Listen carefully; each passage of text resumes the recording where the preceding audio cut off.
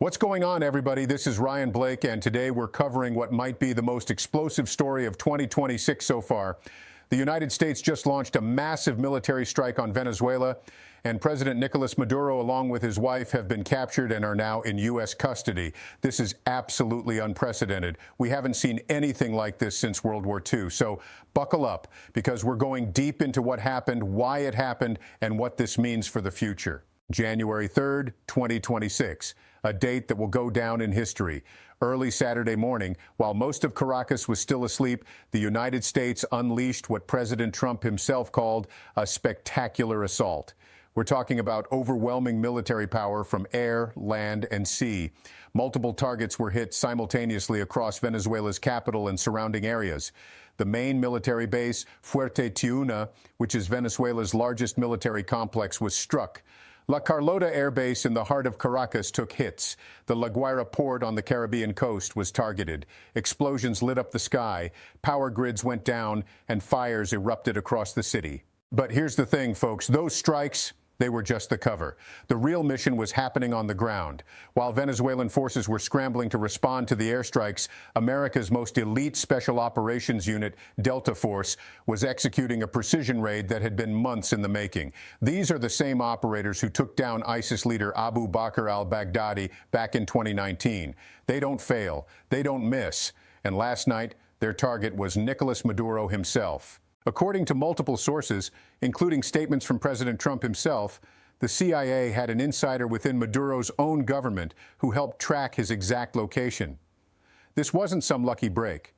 This was months of intelligence gathering, planning, and preparation.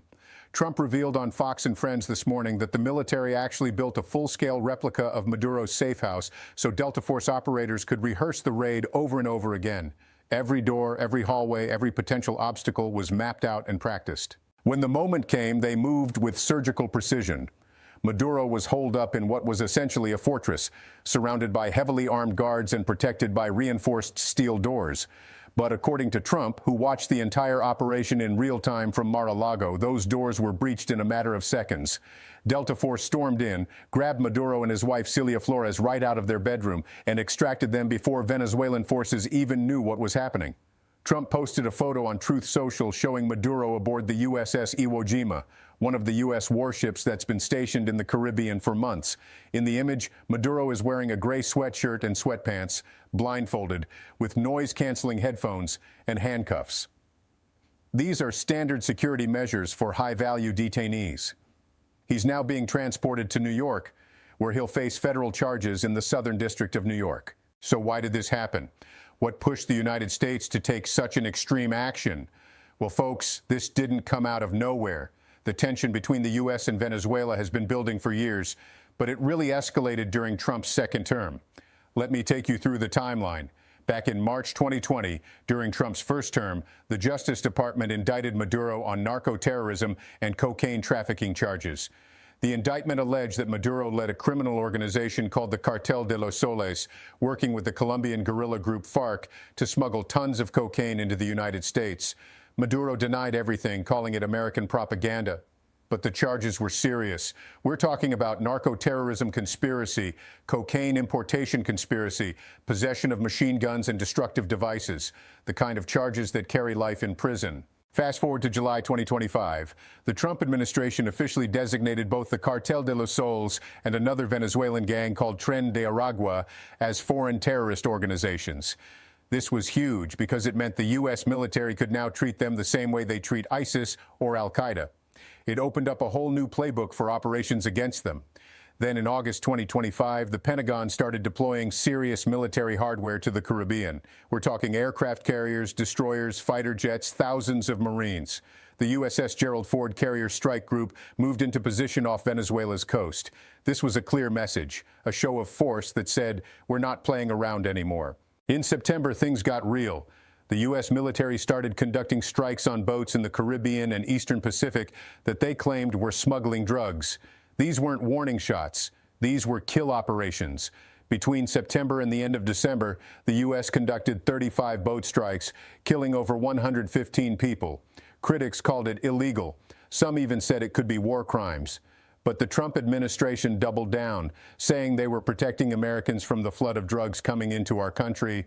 December was when everything really ramped up. On December 10th, the U.S. seized an oil tanker called the Skipper off the coast of Venezuela. Then on December 16th, Trump announced a complete blockade of all sanctioned oil tankers entering or leaving Venezuela. He said the country was completely surrounded by the largest naval force ever assembled in South America. A week later, on December 20th, the U.S. seized another tanker called the Centuries. And here's something most people don't know. Late in December, probably around Christmas Eve, the CIA conducted a drone strike inside Venezuela itself. This was the first known U.S. military operation on Venezuelan soil. They hit a port facility that was allegedly being used to load drugs onto boats. Nobody was killed, but it was a clear escalation. We went from hitting boats in international waters to striking targets inside a sovereign nation. All of this was leading to last night. According to officials, Trump approved the operation to capture Maduro several days ago. They wanted to go on Christmas Day, but operations against ISIS in Nigeria took priority. Then they had to wait for perfect weather conditions. Trump said they were ready to launch 4 days ago, but the weather wasn't right. Finally, on Friday night, everything aligned. The operation itself was massive. Trump described it as force like people have not seen since World War II. We had F-16 fighter jets providing air cover, attack helicopters, multiple naval vessels offshore, and boots on the ground. The strikes knocked out power across large parts of Caracas. They hit military command centers, weapons depots, and communication facilities. All of this was happening while Delta Force was racing to Maduro's location. And it wasn't without cost. Trump initially said no American service members were killed, but then corrected himself, saying he thought a couple of guys were hit when their helicopter took fire. Two officials later confirmed that about half a dozen soldiers were injured in the overall operation. One helicopter was damaged, but managed to fly out of Venezuelan airspace to safety. The indictment unsealed this morning by Attorney General Pam Bondi charges Maduro, his wife Celia Flores, his son Nicolás Ernesto Maduro Guerra, Interior Minister Diosdado Cabello, and the leader of Tren de Aragua, Hector Rustenford Guerrero Flores. The charges are serious: narco-terrorism conspiracy, cocaine importation conspiracy, and weapons charges. The indictment states that for over 25 years, leaders of Venezuela have abused their positions of public trust and corrupted once legitimate institutions to import tons of cocaine into the United States. The U.S. government has been offering a $50 million bounty for information leading to Maduro's arrest. That's one of the highest bounties in American history. And apparently, someone inside Maduro's inner circle decided that $50 million was worth more than loyalty. Now, here's where things get really interesting. What happens next? Trump made some stunning statements this morning. He said the United States is going to run Venezuela until a safe, proper, and judicious transition can take place. Let that sink in. The President of the United States just announced that America will be occupying and governing Venezuela. He said we don't want to hand power over to someone else and end up with the same situation we had before. Trump also said American oil companies will go into Venezuela, fix the badly broken infrastructure, and start making money for the country. Remember, Venezuela has the largest proven oil reserves in the world, bigger than Saudi Arabia. But years of mismanagement and corruption under Maduro have destroyed their ability to extract and refine it. Trump sees an opportunity here, but not everyone is on board with this. Democratic Senator Ruben Gallego of Arizona, who's a Marine Corps veteran, immediately posted on social media calling this the second unjustified war in my lifetime. Republican Senator Mike Lee of Utah questioned the constitutional authority for the operation, asking what justifies military action without a declaration of war or authorization for the use of military force. Congressional leaders weren't even notified until after the operation began. The so-called Gang of Eight, which includes House and Senate leaders and Intelligence Committee chairs, got briefed only after Delta Force was already on the ground in Venezuela. Some lawmakers are calling this a violation of constitutional procedures. Others are defending it, saying this was essentially a law enforcement operation to arrest an indicted criminal. not an act of war. The international response has been swift and predictable. Russia and Iran immediately condemned the strikes. Russia's foreign ministry called it an act of armed aggression against Venezuela and demanded an emergency UN Security Council meeting. Iran said it was a flagrant violation of national sovereignty. China has been notably quiet so far, but they've invested billions in Venezuela and have significant economic interests there. In Venezuela itself, the situation is chaotic. The vice president, Delcy Rodriguez, appeared on state television demanding proof that Maduro is alive. The defense minister, Vladimir Padrino Lopez, called for unity and deployed military forces across the country, though he made no mention of Maduro's capture. It's unclear who's actually in charge right now. The Venezuelan opposition is celebrating. Maria Corina Machado, who won the Nobel Peace Prize last year for her opposition to Maduro's regime, released a statement saying, "The time for freedom has come." She called for Edmundo González Urrutia, who many believe actually won Venezuela's 2024 presidential election, to be recognized as the legitimate president. In Miami's Doral neighborhood, where thousands of Venezuelan exiles live, people poured into the streets celebrating, waving American and Venezuelan flags, chanting "Libertad," freedom. But here's my question for you watching this, and this is where I want you to comment below because I genuinely want to know what you think. Was this the right move? Should the United States be in the business of regime change? Are we the world's police, or should we focus on our own problems at home? On one hand, if Maduro really was running a narco-terrorist operation that was flooding American streets with cocaine, then yeah, taking him out makes sense. We've spent decades fighting the drug war. We've arrested dealers on street corners. We've seized shipments at the border, but we've never gone after the source at the top. Maybe this is what it takes to actually win. On the other hand, this sets a dangerous precedent.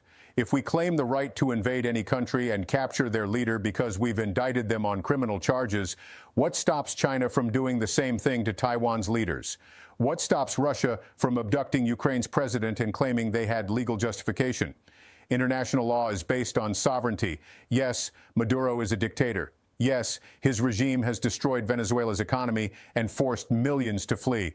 But does that give us the right to invade?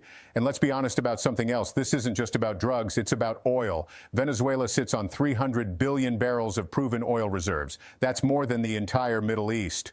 Trump literally said this morning that American companies are going to go in and start making money for the country. So is this about justice or is this about resources? I'm not here to tell you what to think.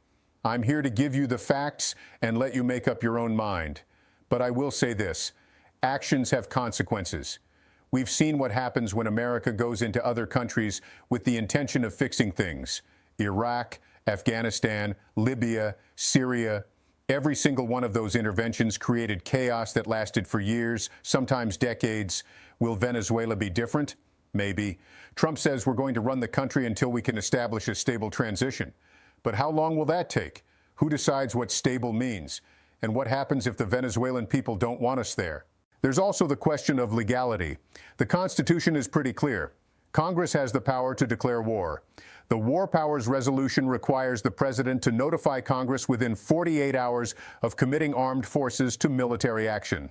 Did that happen here? Trump's team is arguing this was a law enforcement operation, like arresting a fugitive, not an act of war. But when you're using aircraft carriers, fighter jets, and special operations forces to invade a country's capital and overthrow its government, that sure looks like war to me. Senator Tom Cotton, who chairs the Senate Intelligence Committee, said Congress doesn't need to be notified every time the FBI arrests someone. But this wasn't the FBI knocking on someone's door. This was Delta Force raiding a fortified compound in a foreign country while the U.S. military bombed military targets across that nation's capital. There's a difference. And here's something else to consider. This operation happened exactly 36 years to the day after the U.S. arrested Panamanian dictator Manuel Noriega. On January 3, 1990, American forces invaded Panama, and Noriega eventually surrendered. He was brought to the U.S., tried on drug trafficking charges, and spent 20 years in American prisons.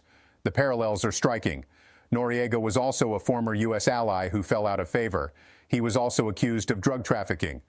And his capture also involved a massive military operation. But here's the difference. Panama is tiny.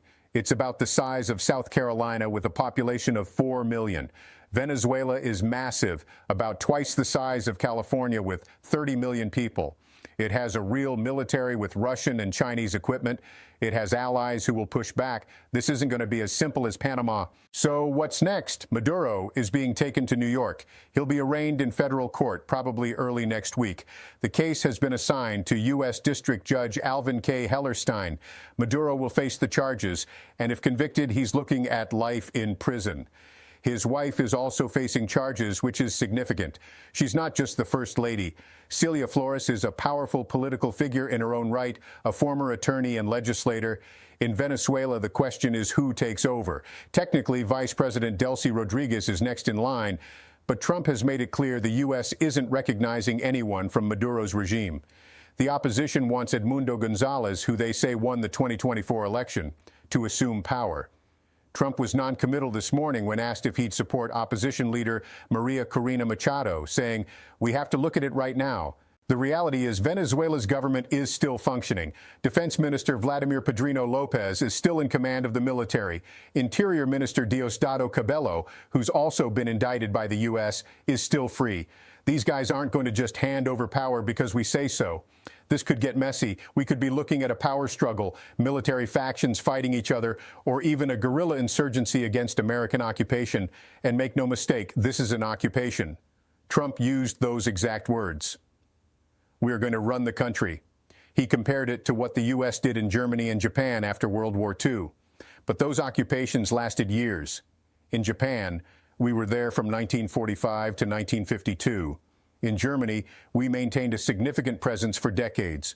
Are we prepared for that kind of long-term commitment in Venezuela? Trump said he's ready to conduct a second, much larger attack if necessary, but he thinks the first wave was so successful they probably won't need to. He said Venezuelan military forces were completely overwhelmed and very quickly incapacitated. But taking the capital is one thing, holding a country is something else entirely. There's also the question of what other countries will do. Cuba has already condemned the operation as state terrorism. Colombian President Gustavo Petro posted on social media that someone was bombing Caracas and called for UN intervention. Brazil, which borders Venezuela, has been silent so far, but they've got to be concerned. Mexico, which has tried to maintain neutral relations with Venezuela, will have to choose a side. And then there's Russia and China. Both have invested heavily in Venezuela. Russia has military advisors there. China has loaned Venezuela billions. Are they just going to walk away and let America take over, or will they support whatever resistance emerges? This could easily turn into a proxy conflict, just like we've seen in Syria and Ukraine. The economic implications are huge, too. If American companies really do go in and restart Venezuela's oil production, that could add millions of barrels per day to global markets. That would drive down oil prices, which sounds great if you're filling up your car, but it would hurt American oil producers, especially in places like Texas and North Dakota. It would devastate Russia's economy, which relies on high oil prices. It would shift power dynamics throughout Latin America. For the Venezuelan people, this could be liberation or it could be disaster. Millions have already fled the country because of economic collapse, political repression, and violence. Maybe American intervention will stabilize things and allow them to return home. Or maybe it'll create even more chaos, more violence, more reasons to leave. One thing's for sure. This is a defining moment for Trump's presidency. This is the kind of bold, aggressive action that his supporters love and his critics fear. He's not tiptoeing around diplomatic niceties. He's not waiting for UN approval or international consensus. He saw a problem and he acted. Whether history judges that as courage or recklessness remains to be seen. For those of you who've been following this channel, you know I try to present all sides. I don't do partisan politics. I give you the information and let you decide. So here are my final thoughts, and then I want to hear yours in the comments. Maduro is a bad guy. There's no question about that. His regime has destroyed Venezuela, one of the richest countries in Latin America. People are starving. Hospitals have no medicine. Inflation is out of control. Political opponents are jailed or killed. Elections are rigged. If Maduro really was running drug operations that were poisoning Americans, then yeah, he needed to be stopped. But I'm worried about what comes next. Regime change has a terrible track record. Every time we think we're going to swoop in, remove the bad guy, and everything will be better, it doesn't work out that way. The situation gets more complicated, more violent, more expensive, and American troops end up stuck there for years, while politicians at home argue about when we can leave. I'm also worried about the precedent this sets. If we can invade Venezuela and capture their president, who's next? Cuba, Iran, North Korea? There are a lot of bad regimes in the world. Are we going to invade all of them? Do we have the resources for that? Do we have the will? And I'm worried about Congress being sidelined. The founders put war powers in the hands of Congress for a reason. They didn't want one person making decisions about life and death for American service members. Trump is acting like he has unlimited authority to use military force anywhere in the world, and Congress is just letting it happen. That should concern everyone, regardless of your political party. But here's what I want from you.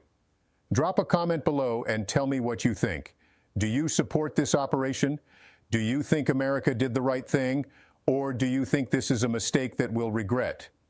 There's no wrong answer. I genuinely want to hear different perspectives on this. And if you're new to the channel, welcome. I'm Ryan Blake, and I cover major world events, geopolitics, and breaking news with in-depth analysis. Hit that subscribe button so you don't miss future videos. We're going to be following this Venezuela situation closely in the days and weeks ahead, because I guarantee you this story is far from over. This is a turning point, folks. Not just for Venezuela, but for American foreign policy, for international law, for how the world works. The implications are going to ripple out for years. So stay informed, stay engaged, and let's figure this out together. I'll see you in the next one.